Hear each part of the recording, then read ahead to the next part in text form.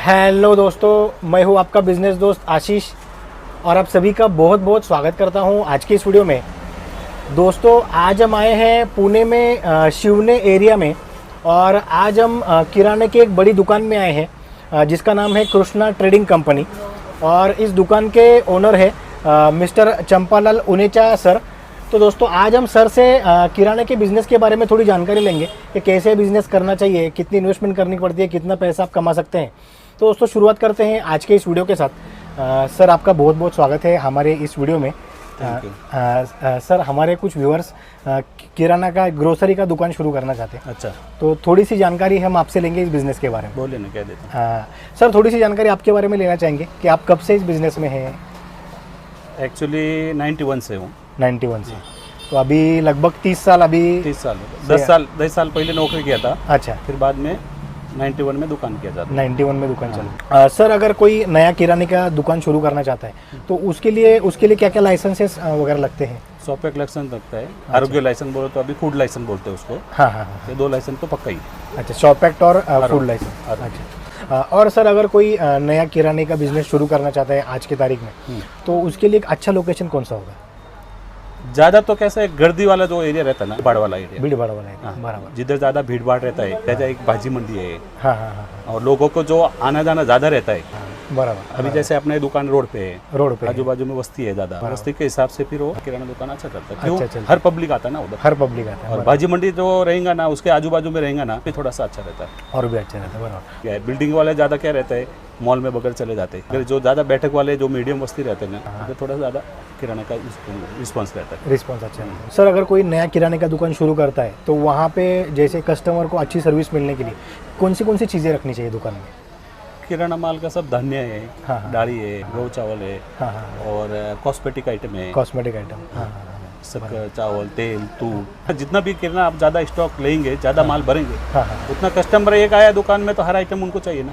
हर item कोई भी customer कैसे ही आता है तो उनको माल तो चाहिए ना दुकान में। बराबर। तो कॉस्मेटिक किराना, फूड है, ड्राई फ्रूट्स भी रखना चाहिए। ड्राई फ्रूट है, फरसान आइटम है, पर्सन आइटम है, ये सभी चीज़ें रखनी चाहिए। सब। सर, अभी जैसे आपने कुछ साल काम करके ये बिज़नेस किया, तो जैसे अभी कोई ये नया बिज़नेस शुरू करना चाहता है तो इसका काम सीखने के लिए, पूरी तरह से तैयार होने के लिए लगभग कितना दिन का एक्सपीरियंस लेना चाहिए कम से कम। अभी देखो, किराना दुकान में तो ज़्यादा से ज़्यादा एक्सपीरियंस लेंगे, जैसे हमने 10 साल एक्सपीरियंस लिया है, थोड़ा ज़्यादा से ज़्यादा एक्सपीरियंस लेंगे तो थोड़ा उसमें ज़्यादा वो मुड़ जाता है, थोड़ा अच्छा हो जाता है, उसमें बराबर ट्रेन हो जाता है। ट्रेन हो जाता है। पर अभी तो इतना 10 साल 10 साल इतना रुकता नहीं, कम से कम 4-5 साल तो अनुभव चाहिए।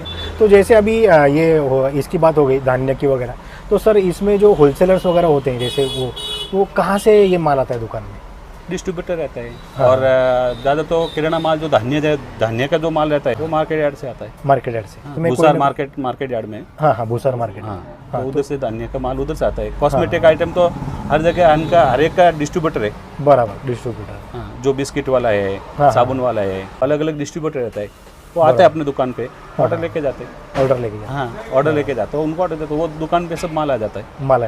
उनकी कोई दिक्कत नहीं है। बराबर। सर, अगर कोई किराए की दुकान लेके ये बिजनेस करना चाहता है तो लगभग सर कितना किराया होना चाहिए दुकान में। अब जैसे दुकान है, बड़ा दुकान लेंगे तो थोड़ा किराया ज़्यादा ही रहता है।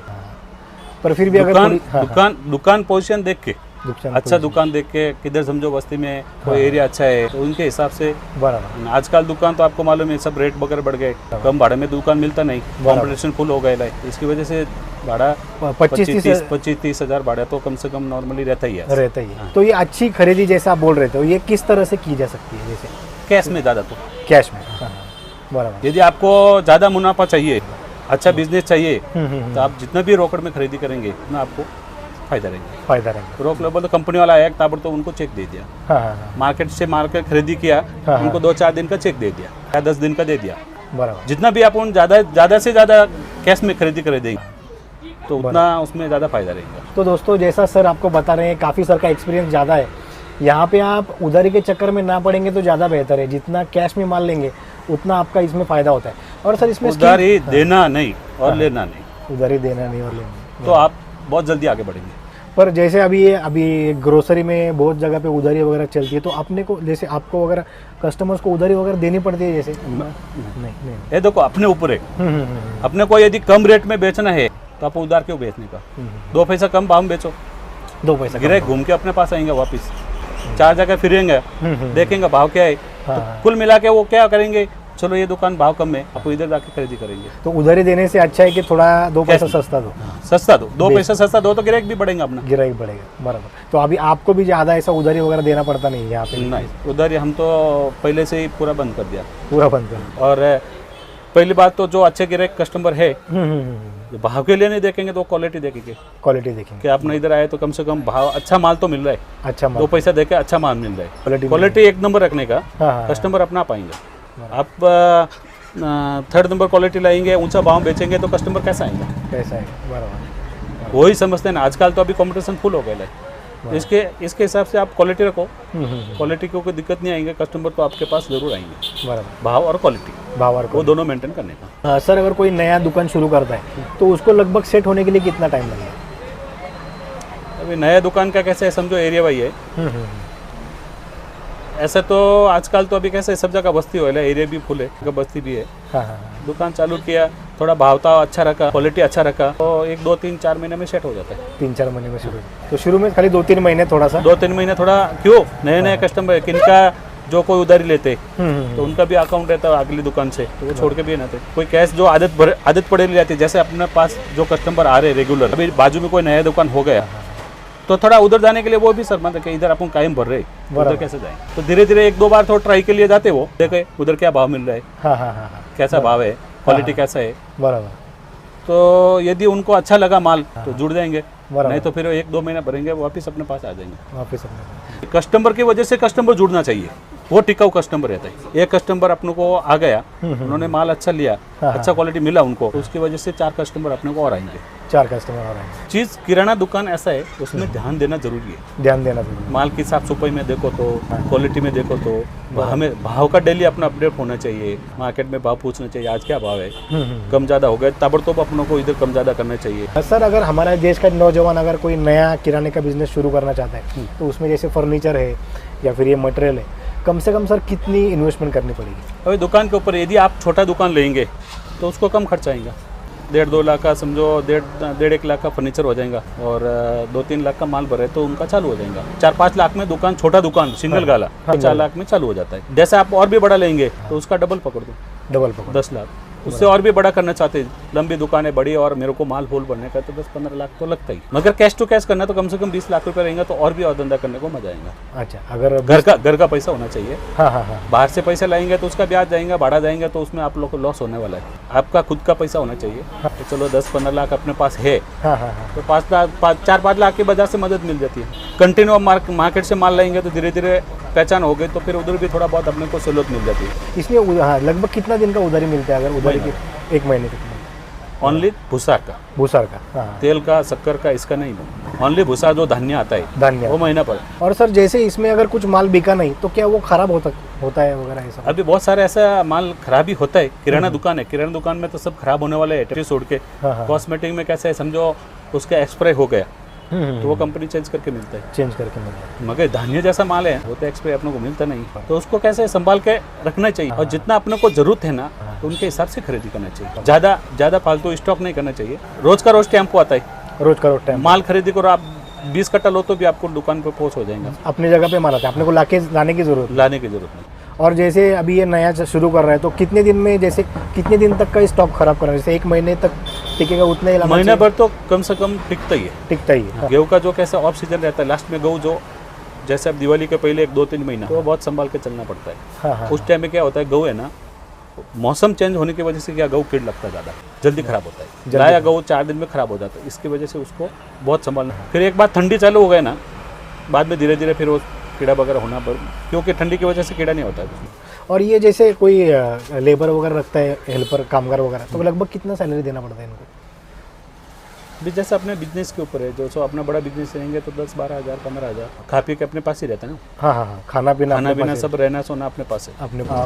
और सर थोड़ा प्रॉफिट की बात करते हैं कि अगर कोई ये बिजनेस शुरू करता है तो लगभग कितना % प्रॉफिट मिलता है?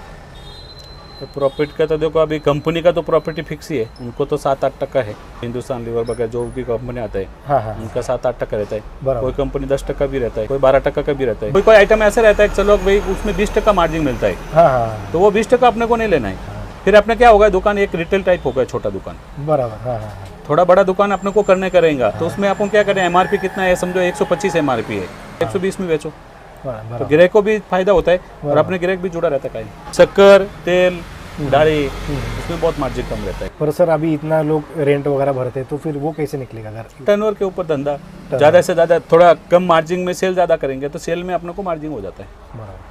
अपन भाव ऊंचा लेके बैठेंगे, कस्टमर नहीं आएंगे, अपना सेल कम होएगा, हाँ हाँ। तो रेंट भी नहीं जाएंगे अपना। मार्केट में आपको गलत लगता है, मार्केट में जो भी बिजनेस कर रहे हैं मार्केट बड़ा, जो ऐसा किराना माल का 5-6 टके के ऊपर धंधा नहीं कर रहे, मगर उनका क्या है मालूम, क्या दिल्ली का कस्टमर ज़्यादा है, हाँ हाँ, तो टर्नओवर ज़्यादा है, बहुत ज़्यादा। टर्नओवर की वजह से उनको मार्जिन रहता है, बराबर। बाकी इतना मार्जिन नहीं है किराना दुकान में। सर मैंने थोड़ा ऐसा सुना था कि इसमें तेजी मंदी थोड़ा रहता है, मतलब लोग तेजी में बेचते, मंदी में खरीदते, तो क्या ये वो ज़्यादा वो होलसेल वाले करते हैं। अच्छा, होलसेल वाले किराना दुकान वाले नहीं कर सकते, दुकानदार नहीं करते। क्यों? उनके पास एक तो जगह भी नहीं रहता इतना इन्वेस्टमेंट करने को, तो उनके लिए अलग गोदाम लेंगे तो उनका बढ़ा जाएगा।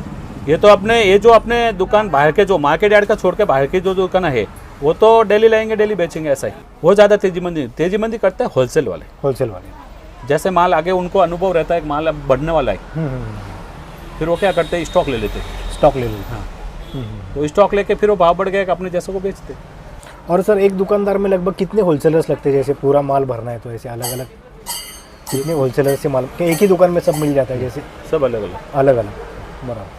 जैसे तेल एक जगह से, तेल का दुकान और धान्य का अलग रहता है, नारियल वाला अलग रहता है, नारियल वाला अलग, खोबरा वाला अलग रहता है, बराबर, ड्राई फ्रूट वाला अलग रहता है, रवा मैदा वाला अलग रहता है, रवा मैदा वाला।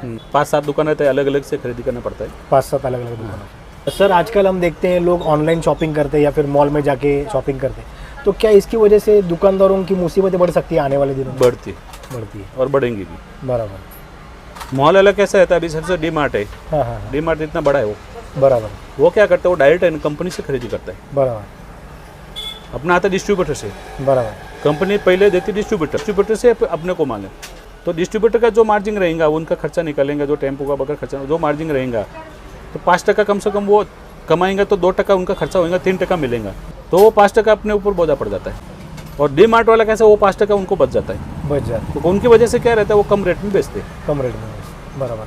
कम रेट बेचने की वजह से किराना दुकान वाला लॉस में आता है, थोड़ा लॉस, उनको तकलीफ होता है थोड़ा। तो दुकानदार को क्या करना चाहिए सर अभी इससे बचने के लिए, या फिर इस कंपटीशन से? देखो उनका नसीब आ गया कि कंपटीशन तो अभी सब जगह है ही है, पूरा कंपटीशन तो है ही है। दुकानदार अभी क्या, उनका नसीब के ऊपर, जो आजू बाजू में जो छोटे मोटे है दुकानदार, वो तो अभी बैठे ही लेके। सर अगर किसी दुकान का लगभग एक 35,000 रुपये 30,000 रुपये रेंट है, और अगर उसके पास एक लड़का काम कर रहा है, तो खर्चा निकलने के लिए कितना सेल होना चाहिए महीने में? अभी जो 35,000 का जो उनके पास रेंट है, तो कम से कम उनका धंधा होना चाहिए 40,000 का रोज, 40-50 रोज का, डेली का। बराबर। और इतना धंधा होता है, जैसे अगर दुकान सेट होता है तो इतना धंधा हो जाता है? अच्छी दुकान रहेंगे, अच्छा रहे तो हो जाता है ऐसा, तो थोड़ा बहुत। मगर उससे यदि समझो वो 35 भाड़ा भर रहे हैं, उनका धंधा हो रहा है 20,000 25,000, हाँ, तो दिनों दिन में वो लॉस में जाएंगे। और सर इस बिजनेस में क्या कोई ऑफ सीजन वगैरह भी रहता है किराना के लिए? किराना दुकान तो अभी लगभग 12 महीने चलता है, दिवाली के बाद में 1 महीना भर कस्टमर नहीं रहता। क्यों? हर कस्टमर माल भर के रख देते हैं, दिवाली का माल बनाने के लिए महीना भर का माल खरीदी कर देते, तो महीना भर कस्टमर नहीं आते। और दूसरी बात है कि जो जिनकी पगार चालू तारीख में होती है, 1 से 15 तारीख तक होती है पगार, तो उस टाइम लोग क्या करते हैं, जो यादी भरने वाले, महीने का माल भरने वाले, वो भर के रख देते। फिर वो 15 तारीख तक माल भर दिया, तो फिर वो 16 तारीख तो वो नहीं आएंगे ना, 30 तारीख तक माल जाएंगे, वो खाएंगे, तो दुकान में क्यों आएंगे? बराबर। फिर छोट-मोट जो कस्टमर रहते हैं, जो डेली के ऊपर जो रोज कमाते, रोज खाते, हाँ, वो कस्टमर आते, बाकी जो बड़े कस्टमर नहीं आते। बड़े कस्टमर, तो फिर वो 1 से 15 तारीख तक अच्छा धंधा, फिर उसके बाद में थोड़ा लूज हो जाता है। और ये ऐसे, जैसे अभी आपने ये बड़े कस्टमर की बात की, ऐसे कितने कस्टमर कम से कम होने चाहिए, जैसे यादी वाले, महीने की यादी वाले? अभी देखो वो आपका डेली का सेल के ऊपर है, जैसे अपने डेली का सेल होते एक 10-1 का अपनों को रिटेल कस्टमर हो रहा है, तो बाकी का तो यादी वाला ही चाहिए ना। पूरा तो आपके पास 40,000 का रिटेल कस्टमर होंगे नहीं होंगे, बराबर, वही तो। हाँ, तो महीने भर वो यादी वाले भी चलना चाहिए, जैसे अलग अलग पगार होता है उनका, तो वो भी चलना चाहिए, ये भी चलना चाहिए, दोनों साथ में चलना चाहिए। रोज के 10-15 तो यादी वाले, 10-12, 8-10, 5-6 चालू तारीख में ज़्यादा हो जाता है, हाँ, महीने आखिर में थोड़ा कम होता है, बराबर। तो टर्नओवर में पकड़ देते लोग। पर यादी वाले होने ही चाहिए दुकानदार के पास। थोड़ा यादी वाले रहेंगे तो बढ़ेगा टर्नओवर थोड़ा सा, रिटेल में थोड़ा कम होता है ना। तो यादी वाले बढ़ाने के लिए कोई तरीका है इसमें, अगर कोई वो बोला ना आपको, रेट, रेट और क्वालिटी। क्वालिटी, हाँ, और एक बार विश्वास बैठ गए तो बाद में आपको रेट भी नहीं पूछेंगे, रेट पूछेंगे, मगर उनका विश्वासघात भी नहीं करना चाहिए आपको, विश्वासघात भी नहीं करना। और सर थोड़ा लोगों को मोटिवेट करने के लिए कि अगर किसी का दुकान सेट होता है, अच्छा चलता है, तो इसमें कितना पैसा लोग कमा रहे हैं या फिर मिल सकता है एक महीने में या फिर एक साल में? वो धंधे के ऊपर है, जिसका धंधा ज़्यादा रहेगा वो ज़्यादा कमाएंगे, कम रहेगा तो कम कमाएंगे। फिर भी आंकड़े में अगर बोलेंगे तो लगभग पैसे में लोगों को थोड़ा किसका धंधे का क्या मैं आंकड़ा बोलूँ वैसे, फिर भी एक 70-80 हज़ार रुपये महीने का कमा सकते हैं अगर अच्छा चलता है तो। अच्छा चलता रहेंगे तो कमाएंगे ना। वो जो एक कंपनी में काम करते वो 80,000 तो वही कमा लेते, तो उससे अच्छा इसमें मिल सकता है अगर अच्छा चलता है। अच्छा चला तो मिलेगा, मगर उसमें झंझट भी बहुत है ना। झंझट भी बहुत है। वो तो जाके उधर कंपनी में बैठेंगे 4 घंटा 8 घंटा 10 घंटा क्या रहता है, उनको काम करते वो काम करके आ जाएंगे, उनको 80,000 पगार मिल जाता है। बराबर। मगर इधर तो सुबह जल्दी उठ के काम पे लगना पड़ता है, रात को 10-11 बज गए, बराबर, तो 15 16 घंटा काम करना पड़ता है इधर। उतनी मेहनत, कष्ट भी है ना, कष्ट भी है। तो सर आपका बहुत बहुत धन्यवाद, आपने हमारे व्यूअर्स को इतनी अच्छी जानकारी दी। दोस्तों अगर आपको ये वीडियो पसंद आई है तो सबसे पहले सर को थैंक्स कीजिए, कमेंट सेक्शन में थैंक यू सर करके टाइप कीजिए। हमारे इस यूट्यूब चैनल को सब्सक्राइब कीजिए, वीडियो को लाइक कीजिए, वीडियो को शेयर कीजिए। हम रेगुलरली अलग अलग बिजनेस टॉपिक्स पे वीडियो पेश करते रहते हैं हमारे इस यूट्यूब चैनल पे। तो दोस्तों मिलते हैं अगले वीडियो में एक नए बिजनेस आइडिया के साथ, एक नए टॉपिक के साथ। तब तक के लिए गुड बाय दोस्तों एंड टेक केयर।